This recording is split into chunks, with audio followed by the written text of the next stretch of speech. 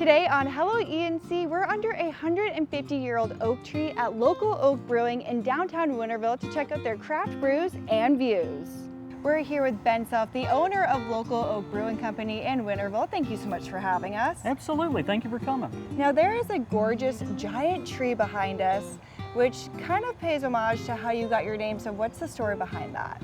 So when we decided that we wanted to put in a small tap room and brewery in Winterville, we went all over the place looking for what kind of buildings and real estate they had available.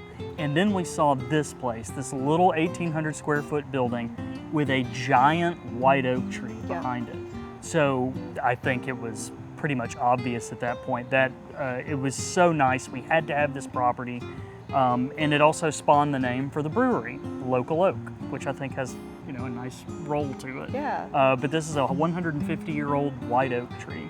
So you have a lot of unique qualities. You're also a nano brewery. So for people who don't know, what is a nano brewery? So there's a little bit of marketing behind the nano brewery word, but to me and to most people in my industry, what nano brewery means is no matter how big you are, everything that you brew is sold across your bar. You're not distributing your product. Okay. Yeah.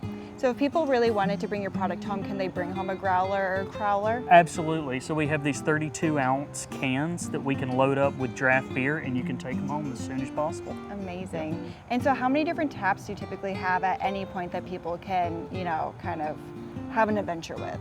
So variety is really like the spice of life for us. So I try and have 8 to 10 beers on tap at all times. That way, there's a little bit of something for everybody. There's sours, dark beers, lagers, and every now and then something truly weird. Ben, so now we're in your tap room, which is awesome. There's no TV, so it's very personal. You really get to meet your fellow pub goers and your bartenders. So what else is super special about this space?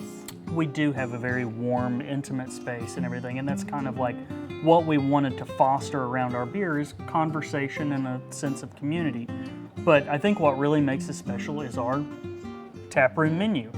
We, of course, because we never brew anything twice, we have a heavily rotating menu. But of course, like in Eastern North Carolina, lagers are king. That's a huge chunk of what we brew here. And then IPAs, especially hazy IPAs, are insanely popular right now. So I always have to have at least two or three IPAs on tap. And sours, fruited sours. People love sours.